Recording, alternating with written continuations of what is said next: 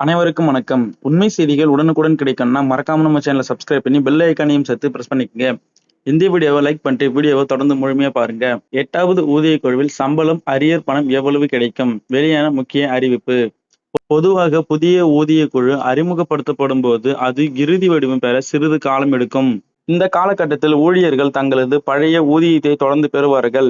பின்னர் புதிய மற்றும் பழைய ஊதியங்களுக்கு இடையிலான வித்தியாசம் நிலுவைத் தொகையாக வழங்கப்படும்.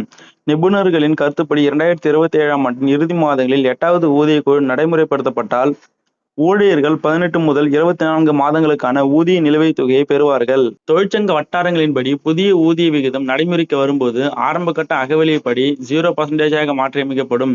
எனவே 2026 ஜனவரி முதல் ஜூன் வரையிலான காலத்திற்கு தனியாக அகவிலைப்படி நிலுவைத் தொகை எதுவும் வழங்கப்படாது.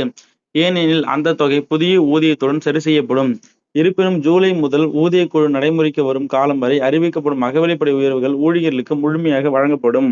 பொதுவாக வீட்டு வாடகைப்படி நிலுவைத் தொகை முந்தைய தேதியிலிருந்து கணக்கிட்டு வழங்கப்படுவதில்லை. இந்த முறை அச்சாரிய நிலுவைத் தொகையும் வழங்க வேண்டும் என்று ஊழியர் சங்கங்கள் கோரிக்கை விடுத்து வருகின்றன. ஆனால் மத்திய அரசு இது குறித்து இன்னும் இறுதி முடிவு எடுக்கவில்லை.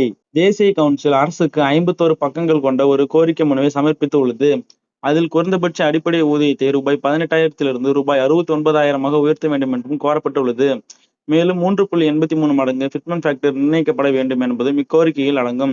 அத்துடன் 6% வருடாந்திர ஊதிய உயர்வு வழங்கப்பட வேண்டும் என்றும் கோரிக்கை வைக்கப்பட்டு உள்ளது. மேலும் இது குறித்த அப்டேட்டுகள் கிடைக்கணும்னா மறக்காம நம்ம சேனலை சப்ஸ்கிரைப் பண்ணி பெல் ஐக்கானையும் சேர்த்து பிரஸ் பண்ணிக்கங்க. வீடியோவுக்கு ஒரு லைக் பண்ணிக்கங்க.